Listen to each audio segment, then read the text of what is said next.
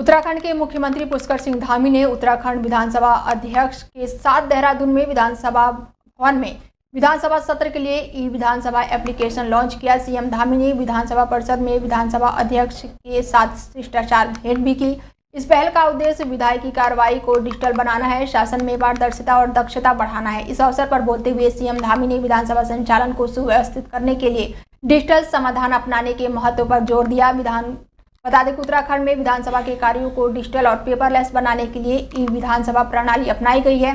इसके माध्यम से विधायकों को कार्यसूची, विधानसभा में पूछे गए प्रश्नों के जवाब और अन्य दस्तावेज अब ऑनलाइन उपलब्ध कराए जाएंगे।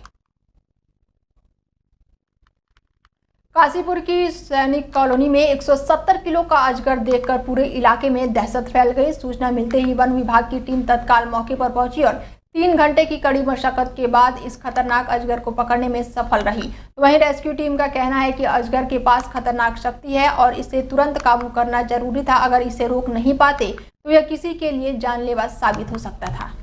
लगे कम से 3 घंटे रेस्क्यू करने में और ये काशीपुर सैनिक कॉलोनी से रेस्क्यू किया रामपुरा गाँव से। और ये 1 कुंटल 70 किलो का सांप है। मैं आमपोखरा रेंज में तराई पश्चिमी में। हमारा यही काम है कि नए सांपों को पकड़ना और जंगलों में छोड़ना। किया था अभी, मगर ये नुकसान कर देता। अगर कुछ दिनों वहाँ रहता तो नुकसान कर देता। काटा था मेरे, अभी ये देखो, अभी निशाने हाथ में मेरे। हमें काटते रहते हैं सांप, मगर बस आप लोगों की दुआ से बचे रहे हुए हैं। कोई अपील नहीं है, बहुत सांप है। कितनी संख्या होगी लगभग? मेरे अंदर से 30,000 से ऊपर पकड़ लिए सांप। अब बड़े सांपों में सबसे ज़्यादा फेमस मैं ही हूँ। बड़े सांप मैं ही लेकर आता हूँ। अभी 1.5 कुंटल का छोड़ के आया हूँ कुछ दिनों पहले। हाथी डगर से पकड़ा था। ये 1 कुंटल 70 किलो का, ये 70 किलो का है, वो 1.5 कुंटल का था। उत्तराखंड वन बीटा अधिकारी और साथ ही वन आरक्षित संख्या वाहन पे पूरे उत्तराखंड के करीब 2800 वन बीटा अधिकारी और आरक्षित अपने 5 सूत्रीय मांगों को लेकर अनिश्चितकालीन हड़ताल पर, जिसको लेकर उत्तराखंड वन मंत्रालय द्वारा प्रदेश में होने वाली वन अग्नि की रोकथाम चुनौती बन गई है। वहीं वन बीटा अधिकारी और आरक्षित मांग न पूरा होने पर अपनी हड़ताल पर डटे हुए हैं। सोमवार को मंसूरी वन विभाग के बीटा अधिकारी और वन आरक्षियों ने उत्तराखंड वन बीटा अधिकारी और वन आरक्षी संघ के साथ मिलकर सचिन और साथ ही महामंत्री अनिल के नेतृत्व में विभाग और शासन के खिलाफ जमकर नारेबाजी की और इस मौके पर उत्तराखंड वन बीटा अधिकारी और आरक्षक भी मौके पर मौजूद रहे। सर, आपको बता देते हैं हम कि हमारी दिनांक 3 फरवरी को माननीय मुख्यमंत्री जी को ज्ञापन सौंपा गया था अपनी मांगों के संबंध में, और इससे पूर्व भी हमारे द्वारा हमारे उच्चाधिकारियों के समक्ष अपनी मांगों को रखा जा रहा था।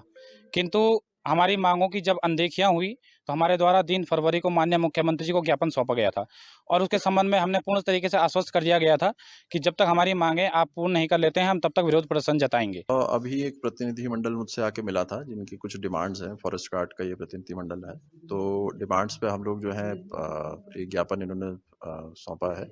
तो उस ज्ञापन पे हम लोग जो है जो हमारे स्तर की दिक्कतें हैं उसको एक बार चेक कर रहे हैं और बाकी जो उस स्तर की चीज़ें होंगी वो ऊपर भेज देंगे।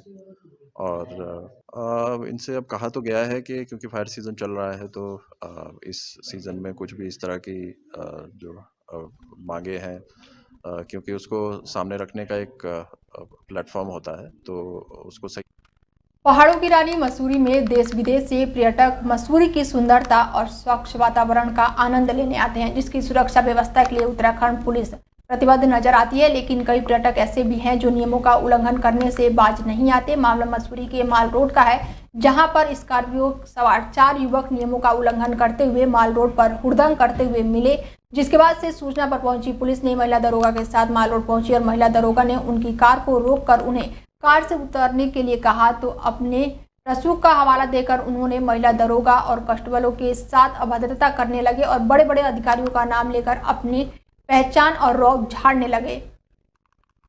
ऐसा पर्यटक हमें बिल्कुल भी मंजूर नहीं है कि जो मसूरी में आकर इस तरह की हरकतें करे, क्योंकि यहाँ पर अगर लोकल थोड़ी सी भी कर देता है लेकिन पुलिस की कार्यवाही उस पर तुरंत हो जाती है। लेकिन आज जो इन पर्यटकों ने जो ये हरकत की है, महिला पुलिसकर्मी के साथ अन्याय किया है, जिस प्रकार की भी ये घटना हुई है हम उसकी निंदा करते हैं और पुलिस से हमें अपील करते हैं कि ऐसे जो ये हुड़दंगबाज आते हैं।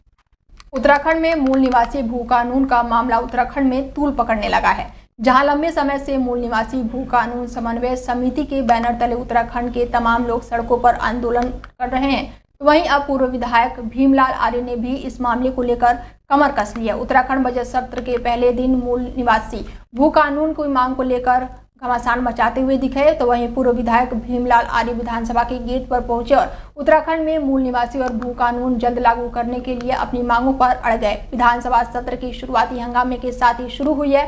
बता दें कि राज्यपाल के अभिभाषण के दौरान भी जहां विपक्ष ने सत्र की अवधि बढ़ाने को लेकर हंगामा काटा, वहीं भू कानून, मूल निवासी और रोजगार देने की मांग को लेकर पूर्व विधायक भीमलाल आर्य ने विधानसभा के बाहर जमकर विरोध प्रदर्शन किया। हालांकि पुलिस ने कुछ ही देर बाद उन्हें हिरासत में ले लिया।